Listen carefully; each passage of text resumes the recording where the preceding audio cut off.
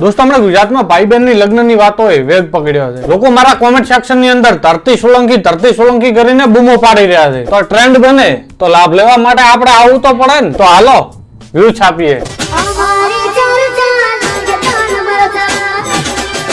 આ છે ધરતી સોલંકી.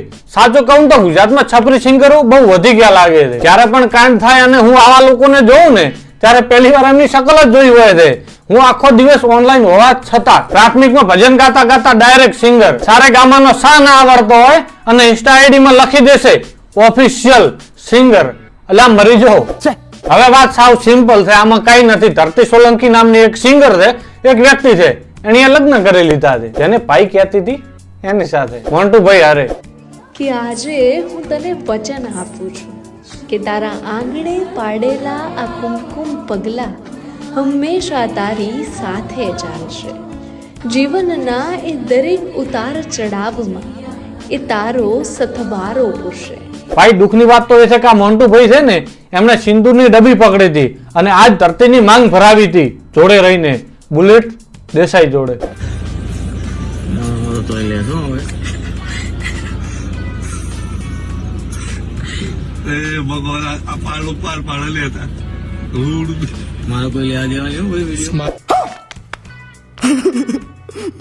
આ ભાઈ આ વાત સાચી છે. ત્યારે આ મોન્ટુભાઈ ધરતીબેન ના ભાઈ હતા.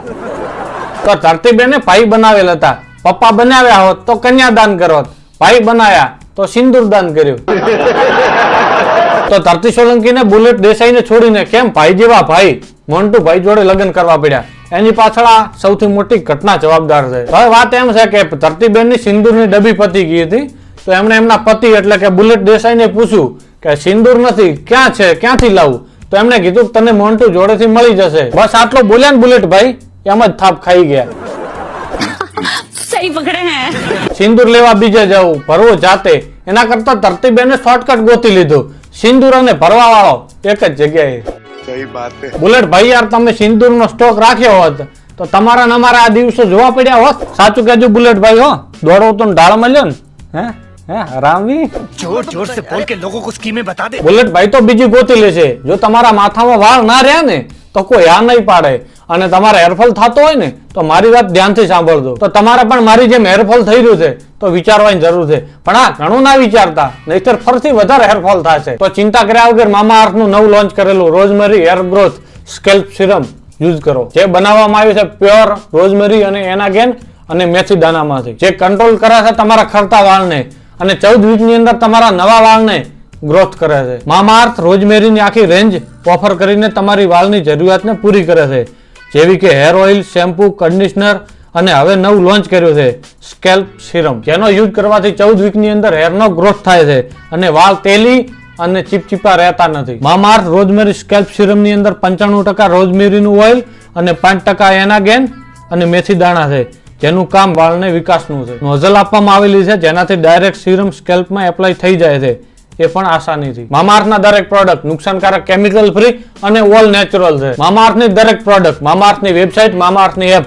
એમેઝોન, નાઇકા, ફ્લિપકાર્ટ અને પર્પલ એપ ઉપર અવેલેબલ છે. અને હા, મારો કૂપન કોડ યુઝ કરશો ને તો 20% ડિસ્કાઉન્ટ મળી જશે મામાઅર્થની એપ અને વેબસાઇટ ઉપર. અને હા, મામાઅર્થ તમારી દરેક વાત સાંભળે છે, તો એમની પ્રોડક્ટ યુઝ કરો ને તો ફીડબેક આપવાનું ભૂલતા નહીં, કારણ કે એમને અન્ય શેમ્પૂની અંદર સુધારા કર્યા છે, એ પણ ગ્રાહકના કહ્યા પ્રમાણે. પ્લસ મામાઅર્થ એમની પ્રોડક્ટની ગ્રોથ માટે રિસર્ચ અને ઇનોવેશન કરતું રહે છે કે જેથી બેસ્ટ ક્વોલિટી આપી શકે. મામાઅર્થની દરેક પ્રોડક્ટ ઓનલાઈનની સાથે સાથે તમારા નજીકના સ્ટોર ઉપર અવેલેબલ છે. તો તમે એકવાર પ્રોડક્ટ જુઓ કે ખરીદો, કોમેન્ટ કરવાનું ના ભૂલતા. સોશિયલ મીડિયાની અંદર અત્યારે એક જ વાત થઈ રહી છે કે ધરતીએ ભાઈ જોડે લગ્ન કર્યા, ભાઈ જોડે લગ્ન કર્યા. યાર આવો કેસ તો થોડાક દિવસો પહેલા, મહિનાઓ પહેલા ક્યાંક આવ્યો તો સાંભળવા. સારું યાદ નહીં આવતું. તમને યાદ આવે તો કોમેન્ટ કરવાનું ભૂલતા નહીં. સાલે તું જે લોકો એમ કહી રહ્યા છે ને, બાપ રે બાપ, આ શું કરી નાખ્યું, ભાઈ ભાઈ કરીને ભાઈ જોડે લગ્ન, છી છી છી છી છી છી, દુનિયાનું શું થશે? અને આવી કોમેન્ટ કરવા અને વાતો કરવા વાળા સાલાઓ, તમને મારે એટલું જ કહેવું છે કે રાત પડે ને તો તમે એ જ લોકો છો કે સ્ટેપ મોમ અને સ્ટેપ સિસ્ટર વાળા વિડીયો જોઈને જ રાતે સુવો છો. નોર્મલ લોકો તમે એ નથી. અને અહીં કોમેન્ટમાં જ્ઞાન પેલશે, આવું કરાય, આવું ના કરાય. તમે જે કરો છો એનું ધ્યાન રાખો, અને ધરતીએ જે કર્યું ને એનું ઉપર વાળો જોઈ લેશે. અને મારા ઘર ઉપર મોન્ટુભાઈ રહે છે. तू समझा? हाँ नहीं, तू समझा नहीं.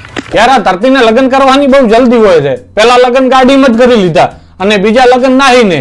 યાર બસ ખાલી આને લગ્ન કરવાની જલ્દી હોય છે કે પછી મેરેજ સર્ટિફિકેટ બનાવરાવાની? बड़ा हरामी हो बेटा. યાર હવે તો મને પણ અફસોસ થાય છે કે હું પણ આવી એક બેન બનાવી લોત તો મારું વાંઢા મેણું તો ભાગી જત.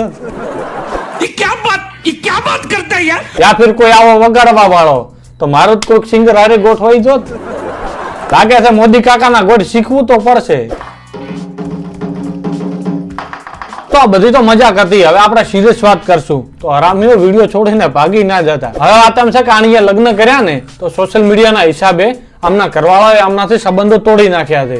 હવે કાંડ ઉપર કાંડ કરતી રહે તો ખોટું તો લાગવાનું જ છે પરિવારને. તો જ્યારે ફેમસ વ્યક્તિ આવા કાંડ કરે છે ને તો લોકો આનાથી ઇન્સ્પાયર થાય છે, આમનાથી હિંમત મળે છે એમને. માટે સોશિયલ મીડિયા ઉપર ટ્રોલ કરવાથી કઈ નહીં થવાનું. આમનો બહિષ્કાર કરો અથવા ચૂપચાપ એક્સેપ્ટ કરી લો અને ખૂણામાં બેઠા બેઠા જોવો. આમના ગીત જોશો ને તો ગીતમાં કઈ નહીં હોય. દારૂના અલગ અલગ બ્રાન્ડના નામ લેશે અને ગાશે અને ગોલ્ડ ડિગર જેવી વાતો કરશે ગાવામાં. હમણાં મેં એનું સોંગ જોયું, હમણાં મૂકીશ ને તો ખોટી કોપીરાઇટ મારશે અને નાટકો કરશે. તો મેં ગીત એવું સાંભળ્યું કે કાળી ડિફેન્ડર વાળો મારો લવ લઈ ગયો, પૈસા વાળો મારો પ્રેમ લઈ ગયો. ભાઈ આને ગીતો કહેવાય? तुम्हें शर्म है कुछ शर्म आया है? આવા ઘણા બધા લોકો છે બકવાસ ગીતો ગાય છે. એમને તમે માથે કેમ ચડાયા ને મને તો એ સમજાતું નથી. અને સારા ગાયકોને તમે ગણતા નથી. પછી ક્યાંથી સારી ક્વોલિટી તમને મળે? जनता माफ नहीं करेगी. હવે ભાઈ ભાઈ કરીને ભાણિયા લાવે કે ના લાવે એ એમને જોવાનું છે. તમે તમારું કરો. મારે પણ વિડીયો પોકવા થઈ ગયો છે 5-6 મિનિટે, તો આપણે વધારે પંચાયત કરવાની થતી નથી. વિડીયો અહીંયા પૂરો કરી. વિડીયો પસંદ આવે તો લાઈક શેર કરવાનું ભૂલતા નહીં. અને હા, નવા હો તો તમને તમારા ભાણિયાની કસમ છે સબસ્ક્રાઇબ કરીને જજો. અને આ ઇન્સ્ટાગ્રામની અંદર MVM અને સ્નેપચેટની અંદર MVM આંજણા ફોલો કરવાનું ભૂલતા નહીં. લવ યુ દોસ્તો. જય શ્રી રામ, જય હિન્દ.